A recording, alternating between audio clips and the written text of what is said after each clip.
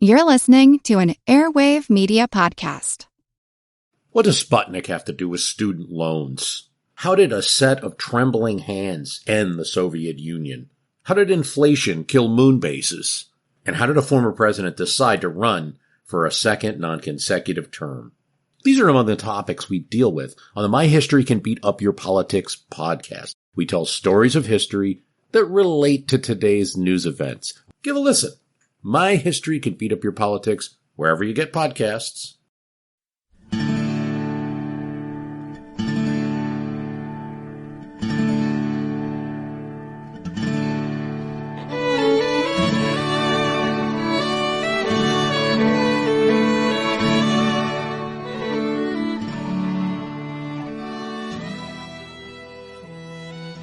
Hey everyone, welcome to episode 108 of our Civil War podcast. My name is Rich.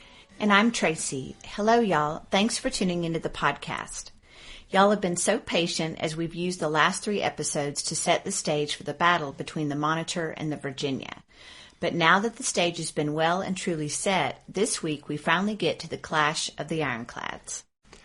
After their successful sortie out into Hampton Roads on Saturday, in the pre-dawn darkness of Sunday morning, March 9, 1862, the Virginia's officers examined their ship. The ironclad's surgeon, Dinwiddie Phillips, later said, quote, "I found all her stanchions, iron railings, boat davits, and light work of every description swept away, her smokestack cut to pieces, 2 guns without muzzles, and 98 indentations on her plating, showing where heavy iron shot had struck but glanced off without doing any injury." End quote. Besides all of that, water was also leaking in through a crack in the ship's bow, caused when the iron ram had been wrenched off the day before when the Virginia had backed away from the Cumberland after ramming her. So the Confederate ironclad hadn't exactly emerged unscathed from her battle with the Union blockading squadron. But despite the battering she'd received on Saturday, the Virginia was still essentially intact and ready, willing, and able to renew the contest with the Yankee ships out in the roadstead.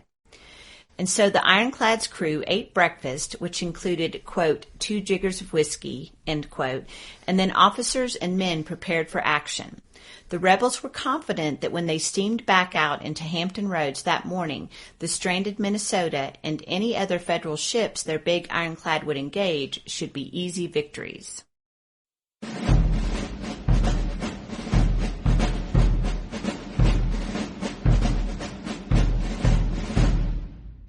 Because of fickle telegraph communication with Fort Monroe, news of the disaster that had befallen the Union blockading squadron at Hampton Roads on Saturday didn't reach Washington until Sunday morning. That morning, Gideon Welles, the Secretary of the Navy, was in his office when an aide rushed in with a telegram telling of the Confederate ironclad's appearance the day before and of the defeat she'd inflicted on the blockading squadron. Word of the disaster had also reached the White House, and just as Welles finished reading the dispatch, a message arrived from the president, who was calling an immediate cabinet meeting to deal with the emergency. Welles hurried over to the executive mansion to find that Secretary of State William Seward, Secretary of War Edwin Stanton, and Treasury Secretary Salmon Chase were already there. Welles found that all of them were alarmed by the news from Hampton Roads. According to Lincoln's secretary, John Hay, Stanton was especially wound up. Hay said the Secretary of War, quote, was fearfully stampeded. He said they would capture our fleet, take Fort Monroe, be in Washington before night, end quote. Welles had never been on the best terms with Stanton, and now he found the Secretary of War to be, quote, inexpressibly ludicrous, end quote. Well, while an upset Stanton paced back and forth in the cabinet room, Welles remained calm, cool, and collected, and this only seemed to increase the Secretary of War's agitation. While going on about how the rebel ironclad would wreck the Union fleet and destroy the coastal cities of the North, Stanton from time to time would go over to a window that looked out on the Potomac, and as if he was expected to see the enemy warship steaming up the river at any moment. Indeed, at one point he declared, quote, "Not unlikely we shall have a shell or cannonball from her guns in the White House before we leave this room." Even Abraham Lincoln was unusually troubled, and all the men in the room wanted to know what the Navy planned to do to stop this seemingly unstoppable rebel monster. Gideon Welles told them that the Monitor was on its way to Hampton Roads, and then also assured them that, at any rate, the Confederate ironclad drew too much water to allow her to come up the Potomac and threaten Washington. Seward seemed to take heart at what Welles said, but Stanton did not. He shot questions at Welles about the size and armament of the Monitor, and when the Secretary of the Navy said that the Union ironclad carried 2 guns, Stanton abruptly turned away with a look Welles described as one of, quote, amazement, contempt, and distress. The Secretary of War refused to believe Welles and the Navy actually expected a 2-gun experimental ship to stop the rebel monster that had already wrecked a Federal fleet. But through all of Stanton's scolding and raving, Gideon Welles remained calm and composed. After the meeting broke up, Stanton sent panicky telegrams to some northern governors, advising them of the measures they ought to take to prepare to defend their coastal cities against the rampaging Confederate ironclad. The Secretary of War also sent into motion a plan to sink barges heavily loaded with stone in the Potomac below Washington to obstruct the Virginia's passage. When a scornful Welles pointed out that the sunken barges would not only prevent the Virginia from coming up the river, but would also obstruct the navigation of Union shipping, Abraham Lincoln ordered Stanton not to sink the barges until the enemy ironclad was actually approaching. Some weeks later, Lincoln, Stanton, and others were on a boat going downriver when they passed a line of barges along the shore of the Potomac, and seeing them, the President playfully declared, quote, there is Stanton's Navy, as useless as the paps of a man to a sucking child. There may be some show to amuse the child, but they are good for nothing for service.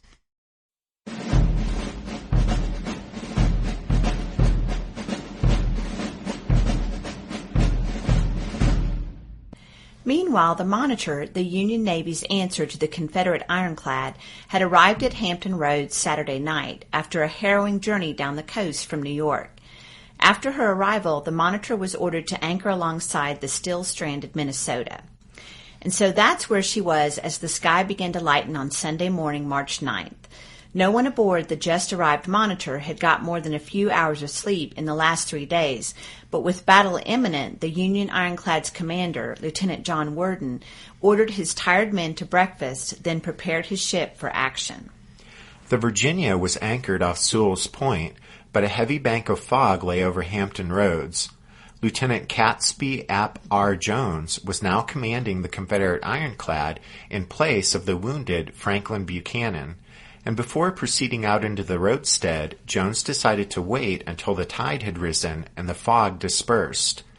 And so the Virginia remained on station off Sewell's Point, while the side-wheel gunboats Patrick Henry and Jamestown and a tug, the Teaser, joined her. By 8 o'clock, conditions had improved, and the ironclad weighed anchor, and preceded by the 2 gunboats, steamed toward the stranded Minnesota, which lay 2 miles away. As the Virginia steamed north into the roads, Jones and the other rebels suddenly saw that the Minnesota was not alone.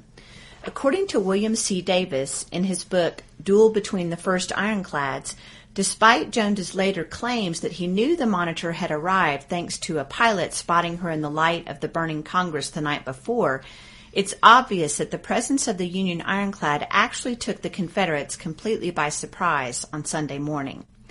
Aboard the rebel gunboat, Patrick Henry, one of her officers, remembered seeing that next to the Minnesota lay, quote, such a craft as the eyes of a seaman never looked upon before, an immense shingle floating in the water with a gigantic cheese box rising from its center, no sails, no smokestack, no guns. What could it be? End quote. Some of the Confederates guessed that the strange craft was the rumored Federal ironclad, and Lieutenant Jones, after reaching that conclusion, no doubt spoke for many of the rebels when he noted that, quote, she could not possibly have made her appearance at a more inopportune time, end quote. But there were those on the opposite shore of the roadstead that morning who might have disagreed with Jones. Many of the Federals awoke that morning and got their first glimpse of the Monitor as she lay at anchor next to the much larger Minnesota. One of the Union soldiers on the shore later recalled, quote, "No one in our camp seemed to know what it was or how it came there, but at last it was conceded that it must be the strange new ironclad which we heard was being built in New York. She seemed so small and trifling that we feared she would only constitute additional prey for the Leviathan," end quote. And one of the sailors who had escaped from the Congress the day before confessed, quote, "To tell the truth, we did not have much faith in the Monitor." The captain of the stranded Minnesota also did not have much faith in the Monitor. After the Virginia was spotted steaming north from Sewell's Point, Worden called up to the frigate's commander, Van Brunt, and asked what he intended to do. There was still perhaps a half hour before the enemy ironclad reached them, and Van Brunt answered that he still hoped to float his ship, but if not, he would destroy her to prevent the rebels from capturing her. Worden promised, "I will stand by you to the last if I can help you." But the skeptical Van Brunt replied that the Monitor could do nothing to help. The frigate's commander later admitted that, quote, "The idea of assistance or protection being offered to the huge thing by the little pygmy at her side seemed absolutely ridiculous." There is some dispute over who fired the first shot that morning, the Virginia or the Minnesota, but it seems as if that honor might actually go to the Virginia. William Keeler, the Monitor's paymaster, was watching from the ironclad's deck and reported that the Virginia fired from long range and, quote, "A shell howled over our heads and crashed into the side of the Minnesota," end quote. After the enemy vessel opened fire, Worden ordered everyone on the Monitor below. It was not quite 8:30. Worden later said, quote, "I got underway as soon as possible and stood directly for her with the crew at quarters in order to meet and engage her as far from the Minnesota as possible." In the Monitor's turret, 21-year-old Lieutenant Samuel Green supervised the loading of the big Dahlgrens with solid shot. Each gun was crewed by 8 men. Hardly any of them could tell what was going on outside, since the view out the gun ports was extremely restricted by the cannon barrels. In his book, Hampton Roads, 1862, First Clash of the Ironclads, Angus Constam explains, quote, "The only other viewpoint on the Monitor was the pilot house, where the pilot, Samuel Howard, and the quartermaster, Peter Williams, accompanied Lieutenant Worden. Since the speaking tube linking the turret to the pilot house had broken down, Worden in the pilot house and Green in the turret could only communicate by message carriers. Paymaster Keeler volunteered to maintain the link between the two parts of the ship. He was assisted by Captain's Clerk Daniel Toffee. Green called down, 'Paymaster, ask the captain if I shall fire.' The reply came back, 'Tell Mr. Green not to fire till I give the word, to be cool and deliberate, to take sure aim, and not to waste a shot.'" End quote. As the two ironclads approached one another, the Virginia's escorts peeled away and returned to Sewell's Point. Since the Monitor couldn't fire directly ahead because of where the pilot house projected above the deck, when the two ships were within 100 yards of each other, Worden turned the Union ironclad so that her bow faced away from the Virginia and then gave the order to open fire. As the Monitor opened fire, Lieutenant Jones was in the process of turning the Virginia so that she presented her broadside to the Federal ship.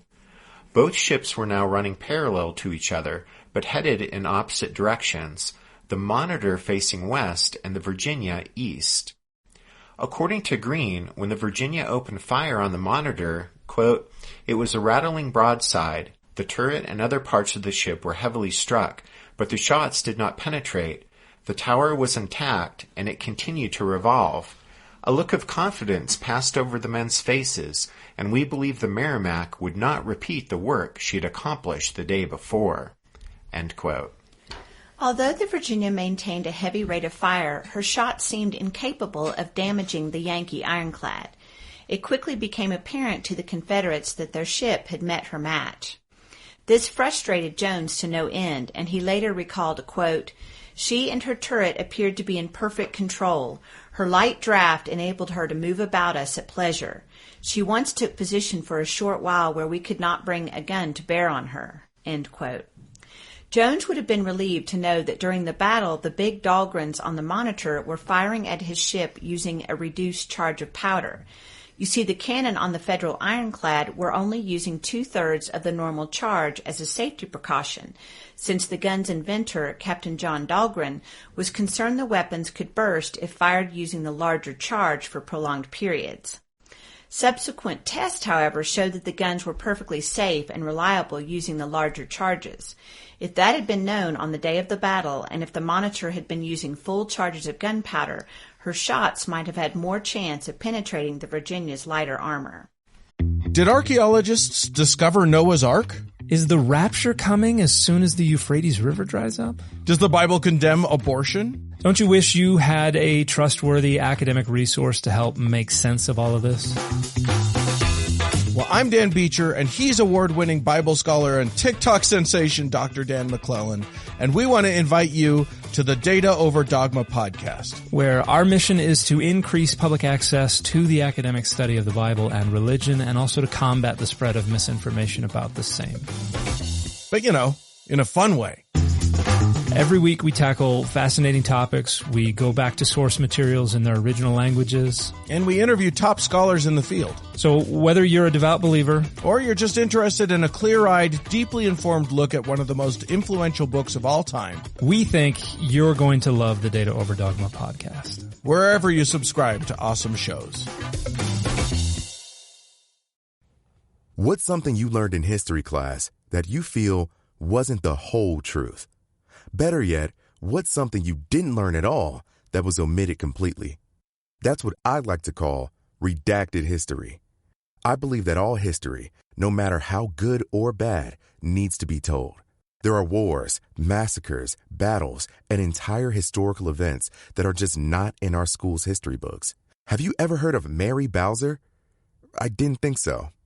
My name is Andre White, the host of the Redacted History Podcast, the place where history's forgotten events, heroes, and villains get their story told, one episode at a time. So come huddle around the campfire with me and get ready to hear the stories that you were robbed of. And get comfortable. We're going to be here a while. The Redacted History Podcast. Real history never dies. Stream the Redacted History Podcast on Apple Podcasts, Spotify, or wherever else you get your podcasts. The Confederate Ironclad's chief engineer, H. Ashton Ramsey, said that, quote, "We hovered about each other in spirals, gradually contracting the circuits until we were within point-blank range, but our shell glanced from the Monitor's turret just as hers did from our sloping sides," end quote. To the observers on the stranded Minnesota and to the spectators lining the shores of Hampton Roads, the duel between the two ironclads appeared ferocious. A soldier of the 10th New York Infantry Regiment thought, quote, "Truly this odd little craft was no match for this great monster. They closed in, however, and a curtain of smoke settled down over the scene. With breathless suspense we listened to this firing, but could see nothing for the clouds of smoke. We heard the whistle of shells and the shot, and we could recognize the shots of the Monitor. One takes no note of time under such circumstances. How long that first round lasted before the firing ceased, I have no idea. When the thunder ceased, we thought the cheese box had gone to the bottom. Gradually the smoke lifted, and there lay the two antagonists, backing, filling, and jockeying for position, and then at it again, and again the cloud of smoke which settled over their struggle hid them from view." End quote.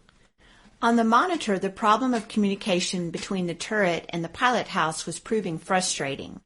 However quickly messages could be relayed from one position to another by Keeler and Toffee, it was still too slow to be able to react to events with any degree of speed. Adding to the problem was that neither the paymaster nor captain's clerk were real sailors or gunners, and so they lacked the technical vocabulary necessary to perform their job properly. As Lieutenant Green later explained, quote, "The situation was novel. A vessel of war was engaged in desperate combat with a powerful foe.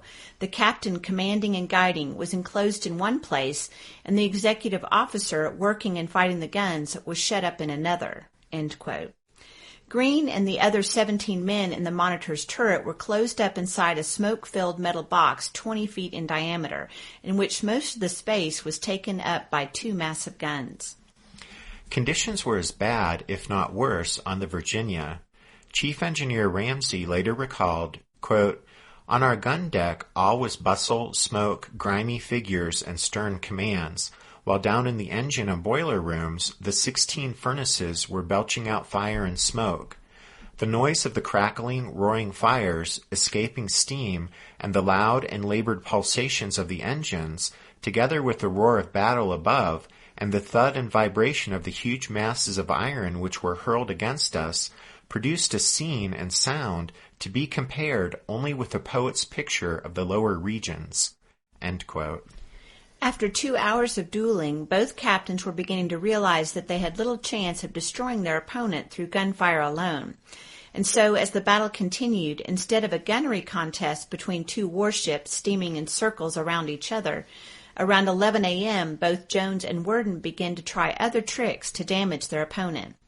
Since the Monitor had a huge edge in maneuverability over the big, ungainly rebel ship, Worden decided to try to use that advantage and attempt to ram the stern of the Virginia, hoping to damage her propeller or rudder and leave her disabled. Worden soon saw his chance, and the Monitor dashed at the Virginia's stern, but missed crashing into the rebel ship by just 2 feet. Jones also decided to try a new tactic, and he steered the Virginia toward the Minnesota. But in attempting to close on the stranded frigate, the Virginia herself ran aground. This was a potential disaster for the Confederates, and once Worden realized what had happened to his adversary, he was quick to take advantage of the situation. He maneuvered the Monitor close alongside the Virginia in a blind spot where the rebel ship's guns couldn't touch him, and from there the Union ironclad began to pound the Virginia. By concentrating her fire on one section of the Virginia's casemate, the Monitor began to tear away at the rebel ship's armor and to inflict damage on the timber backing underneath the iron plating. Again, it's worth noting that had the Monitor's guns been using full charges of powder, her shots might have really done some significant damage to the Virginia. With the Virginia aground and being pounded at close range by the Monitor, Chief Engineer Ramsey resorted to desperate measures to free his ship.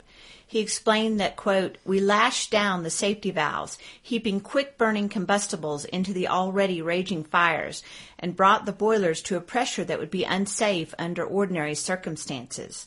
The propeller churned the mud and water furiously, but the ship did not stir. We piled on oiled cotton waste, splits of wood, anything that would burn faster than coal. It seemed impossible that the boilers could stand the pressure we were crowding upon them.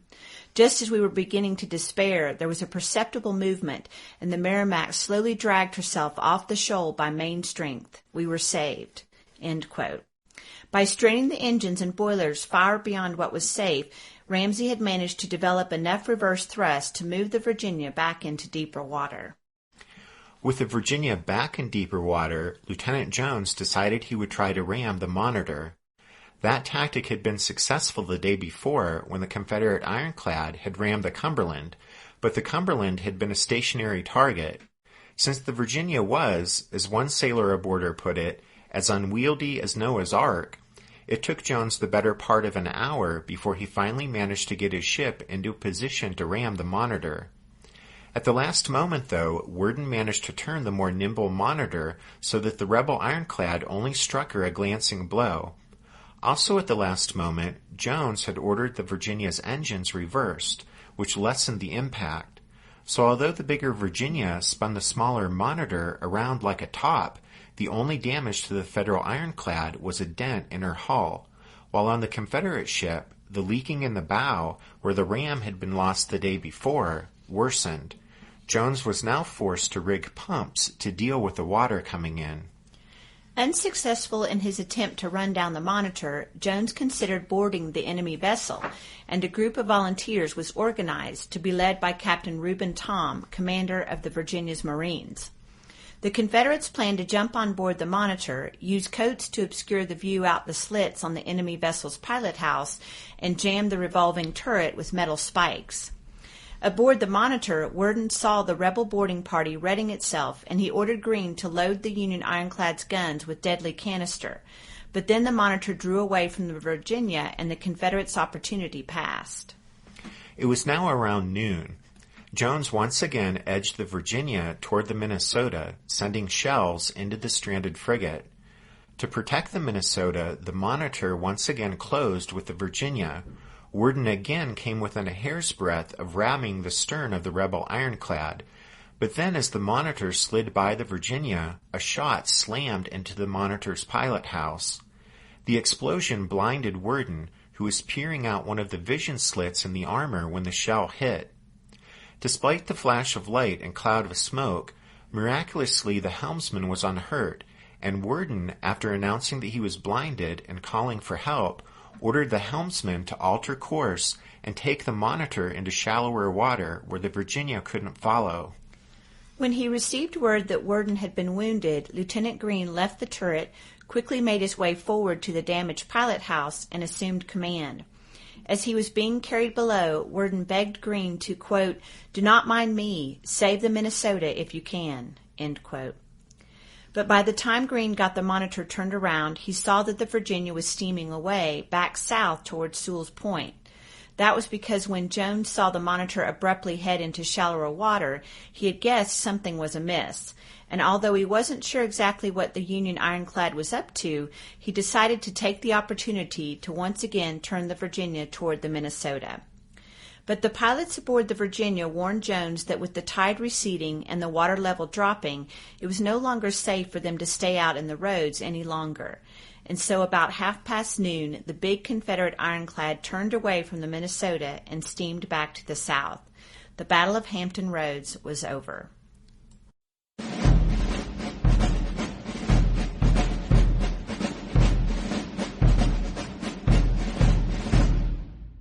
The 4-hour battle between the ironclads had ended in a stalemate. The Monitor had been hit 23 times and the Virginia 20 times. Neither ship was all that badly damaged by the other's fire during the engagement. Although John Worden's face was badly scarred, he survived and eventually regained his eyesight. There were no other casualties on March 9th on either ironclad. In his book, The Civil War at Sea, Craig Simons writes that, quote, "Historians have noted the revolutionary character of this fight between ironclad warships. In the main, they have concluded that the outcome was essentially a draw because neither vessel managed to inflict any serious damage on the other. In fact, however, measured in strategic terms, there was a clear winner, for the Monitor succeeded in halting the rampage of the Virginia, and that allowed the Union Navy to remain in control of Hampton Roads."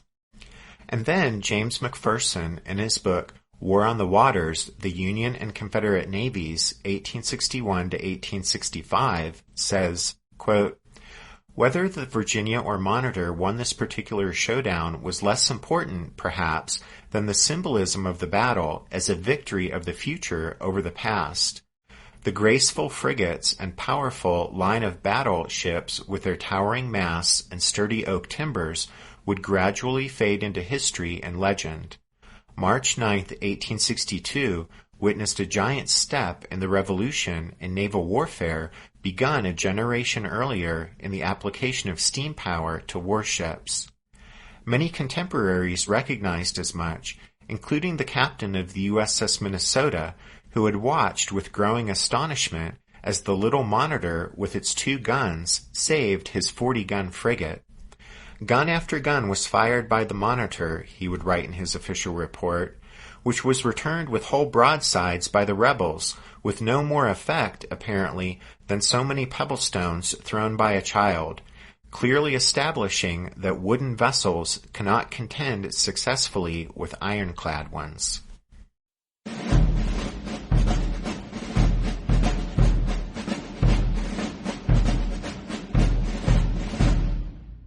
The success of the original Monitor led to Monitor mania in the Federal Navy, and Ericsson's design served as the prototype for the numerous other Monitor-type vessels the North built during the Civil War.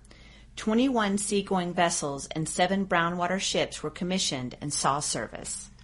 And then the Confederacy, lacking the industrial capacity of the North, made only one attempt to build a Monitor-type ironclad. That occurred in Georgia in early 1865, and as planned, the vessel would have carried 2 11-inch guns and a turret, but the war ended before it could be completed. And so the South, for the most part, concentrated its efforts during the war on the construction of a series of casemated ironclads, all of which were based on the original design of the Virginia. Such Confederate casemated ironclads included the Atlanta, the Arkansas, and the Tennessee. As for the Virginia, her very presence at Hampton Roads ended up exerting an influence on the course of George McClellan's Peninsula Campaign, which was launched just a week or so after the battle between the two ironclads. Despite the fact she had been checked by the Monitor, the Virginia still proved to be a complicating factor in McClellan's plans, since the rebel ship threatened the Union's access to the James River. And so just by her continued existence, the Virginia became the great naval boogeyman of the Peninsula Campaign.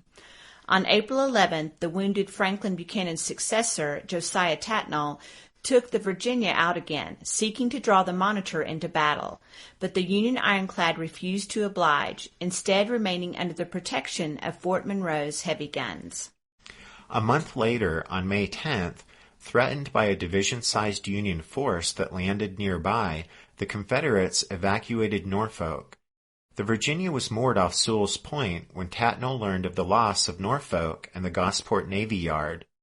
Without a base anymore, he tried to get the big ironclad up the James toward Richmond by lightening it, even resorting to taking off most of the ship's armor, but the Virginia's draft was still too great to get up the river. In the end, to keep her from being captured by the Yankees, Tatnall had no choice but to scuttle her, and so her crew ran the CSS Virginia aground off Craney Island, and there, on May 11th, she was blown up. With the Virginia finally out of the picture, the way to Richmond by way of the James seemed to be wide open, and the Union Navy lost no time in launching an expedition up the river. On May 15th, led by the Monitor and the USS Galena, one of the other experimental ironclads that had been ordered by the Navy, the Federal flotilla steamed upriver, but they were halted at Drury's Bluff, 8 miles from Richmond, where the rebels had erected shore batteries where the James took a sharp bend and narrowed. Some of the crewmen from the scuttled Virginia arrived just in time to help man the guns at Drury's Bluff and turn back the Union ships. The Monitor remained in the area throughout the Peninsula Campaign and helped cover the retreat of the Army of the Potomac in July after McClellan was defeated by Robert E. Lee in the 7 days battles. Later in the year, on Christmas Day in fact, the officer then commanding the ironclad, Commander John P. Bankhead, received orders to steam south and join the Union Naval Squadron blockading Wilmington, North Carolina. Towed by the sidewheel steamer USS Rhode Island, the Monitor reached Cape Hatteras before she was overtaken by a storm, and by late evening of December 30th, it became clear the ironclad was foundering in the heavy seas. The Rhode Island was called upon to send boats to rescue the Monitor's crew, and Bankhead gave the order to abandon the sinking ironclad. But when the Monitor went down shortly after midnight, she took 4 officers and 12 seamen down with her.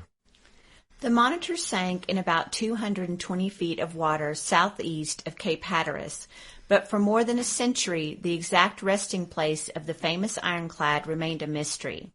But then in 1973, a team of scientists from Duke University used sonar imaging to discover the resting place of the famous ironclad. In 1975, the Monitor officially became the U.S.'s first national marine sanctuary. But then, after scientists expressed concerns about the stability of the wreck, which had come to rest upside down, plans were laid to ease the 120-ton turret out from beneath the hull and raise it to the surface to preserve it. After much work and preparation, the Monitor's turret was raised to the surface on August 5, 2002. It is now located in a 90,000-gallon tank of treatment solution undergoing conservation work in a state-of-the-art facility at the Mariners Museum at Newport News, Virginia. It's estimated the turret will need to undergo 15 more years of conservation work before it will be stable enough for public display.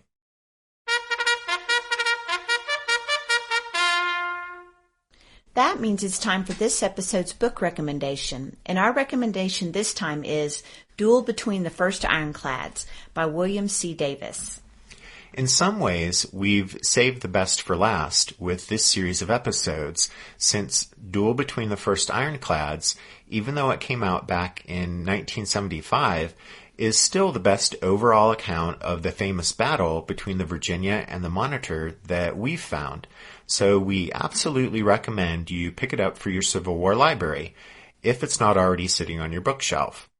As always, you can find all of our book recommendations if you go to the podcast website, which is www.civilwarpodcast.org. Just a reminder that yesterday we released the 6th Members episode, and we've used this month's episodes to look in more detail at Abraham Lincoln's activities in 1861 after the start of the war. In this show, we talked about Lincoln's views on emancipation and race, and then we revisited the First Battle of Manassas. Yeah, and Tracy and I are enjoying putting together these members episodes, and so a big thank you to the members of the Strawfoot Brigade for their support. And then thanks to all of you guys for listening to this episode of The Civil War, 1861 to 1865, a history podcast. Next up, we'll start to look at the Burnside expedition, that is, the amphibious operations Ambrose Burnside led against the North Carolina coast in the spring of 1862. So that'll start next week, but until then, take care. Thanks, everyone. Bye.